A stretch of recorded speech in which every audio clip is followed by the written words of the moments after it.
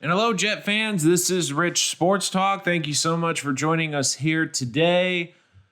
Patriots defeat the Jets in week 2 in a ugly defeat. So much to get into. There were a lot of positives that I did take out of this game.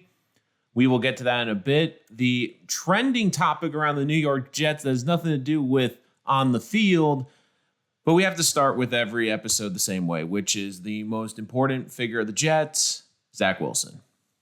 And let's not sugarcoat it. It was ugly. 4 interceptions in this game. Did not play well. You can make a case that the second interception, the one that went through Corey Davis's hand, should have been caught. But Zach was trying to make too many plays, trying to force a couple throws, and it ended up biting him. And, I know a lot of Jet fans are disappointed. I know a lot of Jet fans are angry and frustrated today. But I do think you have to take this all with a little bit of context. And for me, that's the following. We all know the seeing ghost game for Sam Darnold, and everyone, I think, reimagined that going through today. But we have to remember that when that game happened, Sam Darnold had already started over 16 games in the NFL. He was in the middle of his second season. This is Zach Wilson's second ever start in the National Football League, going against arguably one of, if not the greatest defensive mind, and a coach who has gone 20-6 against rookie quarterbacks and is now 21-6 since 2000. So this was going to be an uphill battle. I thought Wilson was going to be a little bit more conservative today. But the big thing for him is he has to learn, and Robert Saleh said after the game in the press conference, he has to learn how to check it down. And to me, it's a painful experience as fans, but this could be a good learning experience for Wilson because it's telling him, hey, you can't always get the home run ball, especially in the NFL when you have elite corners, when you have elite athletes. Those throws you could force in college and come up with a big play, a lot harder in the NFL. Sometimes it's just better to take the short game. And I will say, I do think next week you're going to see a lot of the short game with Wilson. I think they're going to try to get him in a groove early, try to set it up where he's just doing 3 to 8 yard passes, just trying to get him in a rhythm, get him comfortable early, get the quick passes out, especially against that great rush with the Denver Broncos. And look, Jet fans, let's be honest. You had to have expected at least 1, maybe 2 games like this year. Zach Wilson's a baby. This is his second career start. And he's going against Bill Belichick. He's going to go against some really good defenses this year. And it's going to be hard. And there's going to be moments like this. But you still saw in this game a couple of those throws where you're like, okay, I can still see the upside. I can see the potential. I can see the escapability. I can see the athleticism. It's there. It's just putting the pieces together and understanding what he can and can't do. And I also thought it was interesting because everyone's killing him and everyone's saying, oh, Mac Jones outplayed him. Look, Mac Jones didn't turn the football over. I get that. But he was 22 of 30, 186 yards, 0 touchdowns, 0 interceptions. So, and I get it. He played the game manager with this New England defense, with this New England team. That's all he really has to do. But it wasn't like Mac Jones walked on against this Jet defense today and came out throwing for 350 yards and 3 touchdowns. Look, he did what he had to do. He managed the game. I'll tell you this is Jet fans. I didn't walk out of that game saying, oh my God, we have to play Mac Jones the next 10 years. This kid looks unbelievable. He looked fine. I wasn't like, oh my God, this kid's arm looks better than I thought. His mobility looks better. Like he's going to kill I didn't come out that game with this. I came out of this game feeling like if the Jets hadn't turned the football over and gotten behind the 8 ball so early, this might have been a game. But for people who are like just killing him, I also want to point this out. Trevor Lawrence today, 14 of 33 for 118 yards, a TD and 2 interceptions. And Justin Fields, who finally came in 6 of 13, 60 yards, 8 no touchdowns, and an interception, and had a lower rating than Zach Wilson, who, by the way, threw 4 interceptions. So for people going, oh my God, Zach Wilson, look, a lot of the young quarterbacks, they're babies, especially early in the year. you don't have a lot of tape on these defenses. You don't know what they're going to throw at you. Now you have a little bit of an idea, but as you also have to understand too, as Jet fans, this was going to happen at one point. There was going to be a game that made you roll your eyes, but he's a rookie. The big thing is you want to see, what does he take from this game? Do we see him being smarter with the football and not trying to force so many throws? Look, we see the arm talent. We get it. But until he understands and gets adjusted to the speed of the game and knows what he can and can't do, he shouldn't be trying to force those throws. And it's going to be a learning curve because you not only have a first-time head coach, you have a first-time play caller. They're still trying to figure things out. They're trying to figure out what works, what doesn't work. And to me, I think a lot of their work this week was on the offensive line, who played a lot better. Now this week, they can focus more on Zach Wilson, being a little bit more conservative with the game plan, and basically telling Zach, look, you got to be smart with the football. We're going to get some really good defenses. And this Denver pass rush, you got to get the ball quick, make smart decisions. And look, if Zach Wilson is playing great at the end of the season and looks like the franchise quarterback, we're not going to think about this game. This will just be a footnote. It's all about where the Jets are week 15 through 18 than where they are weeks 1 through 4. This season is about building something, and you're seeing some positives already. You saw that Zach Wilson could get up and take a beating, and look, he took his lumps in the press conference. He was basically saying, look, that was on me. And he even saying to the fans, look, they're going to boo me. They deserve to boo me. I played terrible today. He understands the media. He understands where he's come from. Look, he took responsibility for it. And I laughed because I looked back at the Sam Darnold press conference after the Ghost game. Like, it looked like he lost a puppy. I mean, at least Wilson, and I know some people don't like it being confident after you had such a bad game, but look, you got to have a short memory, especially as a young quarterback. This is a learning process, and you want him to take out of this game and learn. That's the biggest thing. Make these mistakes, have this terrible game, okay. Just don't have it again and don't keep repeating the same mistakes again. So it was a rough day for Wilson, but once again, take it with a grain of salt. It's his second start in the NFL. It's against arguably the best defensive mind we've ever seen in the NFL and a guy that just wrecks young quarterbacks in Bill Belichick.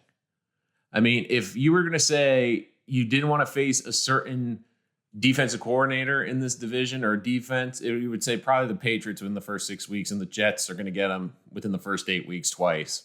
So tough draw, but the Jets and Zach Wilson need to move on. So the biggest storyline outside of Zach Wilson is amazing because it wasn't necessarily what happened on the field in the game, which is usually funny when I'm doing these react videos because they're all about how the team played on Sunday. But the biggest storyline happened right before the game, which was Denzel Mims was a healthy scratch. And what made it even more puzzling was Jamison Crowder, who was supposed to come back for this game, was also scratched because of the nagging groin injury on Friday. And then after the press conference today, Robert Saleh was basically saying, look, Mims isn't playing because he doesn't understand the playbook and he can't really contribute on special teams, and we can only carry so many receivers.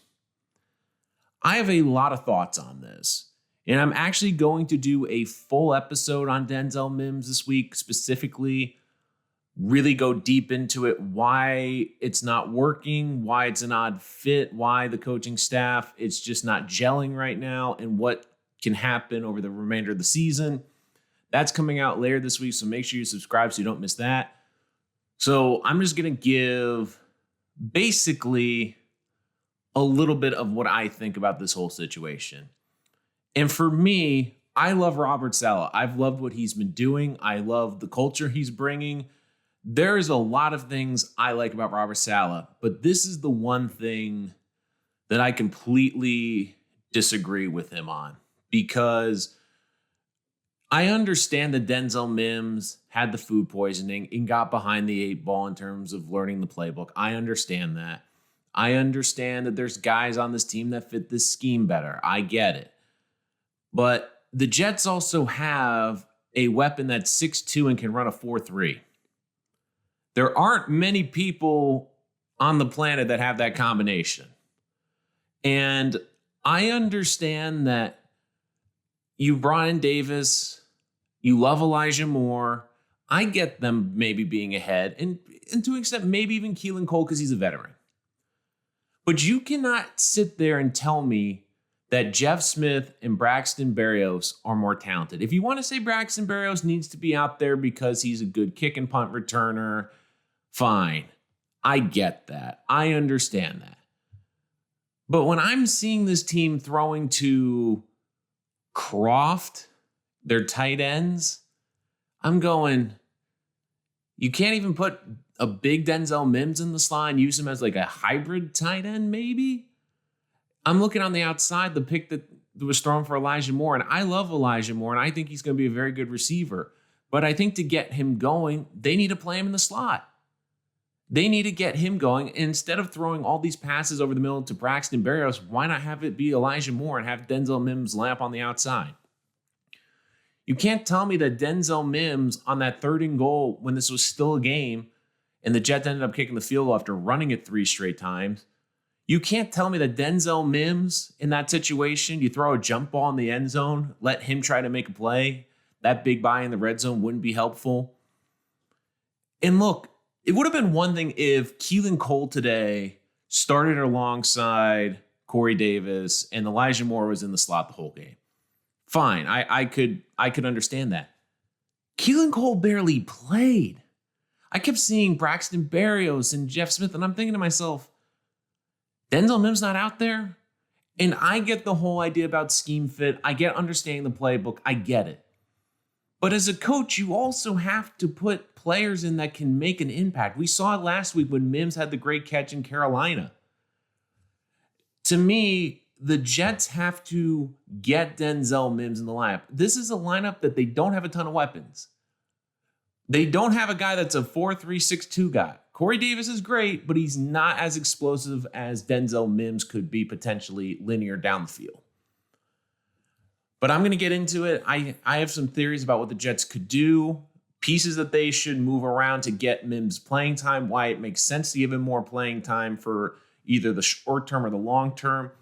That's all coming out later this week on this channel. So I promise you're not going to want to miss that. So hit that subscribe button so you don't miss it. But what are the good things about today? Because you want to look at the positives. Well, I thought the offensive line played a lot better. Especially in the run game. And I was saying this after the game last week, which was, I was concerned about the pass protection, which held up well, except for that last series when the Patriots basically knew that they were only going to be passing. So I could kind of get that. But it was interesting too, because I made a bold proclamation last week, which I said this at the end of the episode, which was, I actually think the offensive line is going to do better without Becton this week. And one of the reasons I didn't get to mention was because not only did this unit play more in training camp, but to me, when you had Fant at left tackle and Moses at right tackle, they were slightly more athletic in terms of their mobility. And it looked like it was working really well today. I even said that last week, like the best run came when Moses came in at right tackle. And the Jets ran the football great today. And that's what they need to do. And I get that you have that shiny toy in Zach Wilson that you want to play with, but really get the ground game going, take some pressure off of him, and that's going to help him in the long run. Really make it easy, get the play action going. It will only benefit him long term. Like, limit the amount of passes he gets. And I think the Jets did a very good job of that. They controlled the line of scrimmage, and the Patriots have a good defensive line. We're not talking about a scrub defensive line. That's a good line that can get after the quarterback. So seeing that team gel, and especially in the run blocking, that was exciting to see. You like that positive coming out of it. And to me, the Jets are going to have to do a bit with like what they did with Mark Sanchez. Now, Zach Wilson is a better quarterback and a higher ceiling and can do more than Mark Sanchez. But run the football, play good defense, and get Zach to make a play or two a game. But for the time being, just build his confidence up, get him in a rhythm so he can be consistent throughout the season. Because I think one of the things the Jets are trying to do a little bit is hit the big play early. they need to just build up his confidence, just get short throws, complete passes, move the chains, they just got to get Wilson into rhythm. And once again, you have a rookie offensive play caller. This is a new thing. And I was excited. I thought the offensive line did a very good job today. I felt a lot better. And if it continues to play that, it's going to be very interesting when Becton comes back in a couple weeks because he's not out for the season. But I said, I think Fant's very athletic. I thought Moses is a very good right tackle. And really the only guy I don't love on the offensive line right now is Greg Van Roten. If I could, I would want the Jets to try to replace him. Just because, once again, a couple penalties again today. When they try to run the right side, he gets beat a lot. I mean, just run on the left side behind Elijah Vera-Tucker. He's shown he's a very good run blocker. But overall, I thought the Jets' offensive line did very well. I thought the run game did really well. And Michael Carter showed you that he has the potential to be a very good running back, not only running the football, but catching the ball in the backfield. I'm excited to see more of him get involved with this offense. And it shows you some that he got more touches than Tevin Coleman today. As a rookie, they feel confident in him already, which is great. And really, the defense played very well today. That's a very good offensive line for the Patriots. They got after it. Sheldon Rankins played really well. And if I'm the Jets, I'm trying to lock up John Franklin Myers right now because he is going to, I think, have a very good season, having very good time rushing the passer. He's been great. Quinnen Williams looks like he's starting to get his footing a little bit. Didn't make an impact in terms of sacks, but you could tell doing a very good job at the point of attack today. I thought the Jets cleaned up the run defense better today. And look, a lot of times they're on short fields. I thought they did very well, and I have to give them credit. They played, I thought, a very good game and really did a lot of bending, but not too much breaking. I think in the second half, Patriots got a couple points just because that defense was on the field for so long today. But overall, I think you have to be excited. C.J. Mosley's playing well. Marcus May's playing well in the system. You hope that they're going to extend him. He seems to be a good fit in this system. And look, the defensive line, they're playing very well. And this defense is surprisingly very good. And I think it's going to keep this team in a lot of ball games this year. And for the most part, the secondary has held up quite nicely. Now, did the Jets have problems with the tight ends again today? Yes. But did this team get burned down the field? No. That's one thing I really like about this team. They're tackling a lot better outside of the run where running back broke 8 tackles, but that's one of the probably better runs you're going to see this year. And it happens. But look, the Jets defense, they're not giving up the big plays. They're not getting burned down the field. They're not getting beat deep. And so far, these young corners, they've done a very good job so far. I have to give them a lot of credit. They held the Patriots under 300 yards of offense today. Panthers just got over 300, but they also have Christian McCaffrey, who's running around like a lunatic and making amazing plays every week. So I think you have to be very happy with what the defense is doing. It's going to keep this team in game this year, and it's really going to come down to this offense. This offense is still trying to find its footing. They have a rookie quarterback. They're juggling the offensive line. They're trying to figure out where the receivers fit. I think once Zach Wilson gets settled, this offensive line gets settled, everyone finds a defined role, it's going to be easier going forward. But we're still in the early stages of that. Because even though they play in the preseason, a lot of these guys weren't in all the rotations. So it's going to be growing pains this year. It's going to be a growing process. And like I said at the beginning of this episode, judge this team where they are at the end of the season, not now. This is a rebuilding team. That young quarterback has faced 2 very good defenses, and in the second game faced probably the best defensive-minded football. And he had a bad game. I'm not saying he didn't, but I do think you have to take it with a little bit of grain of salt. If he comes back and plays better and doesn't make crippling turnovers against the Patriots next time, that's progress. This season is about progression. And I know that's not what Jet fans necessarily want to hear. I get it. You want to win. You want to beat the Patriots. You hate the Patriots. I get it. I can sense your emotion. And this is the first time you were in a stadium for over 600 days and you wanted to see a win. I get all that. I get the frustration. But once again, this season is about growth. And really, this game has to be a learning experience for this young quarterback and this coaching staff.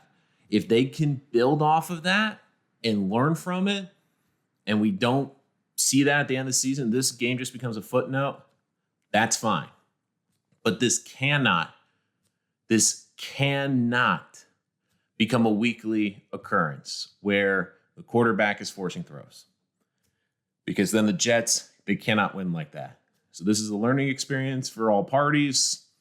And right now, you just take a breath and you move on to Denver next week. That's going to do it for this episode of Rich Sport Talk. Thank you so much for joining us here today.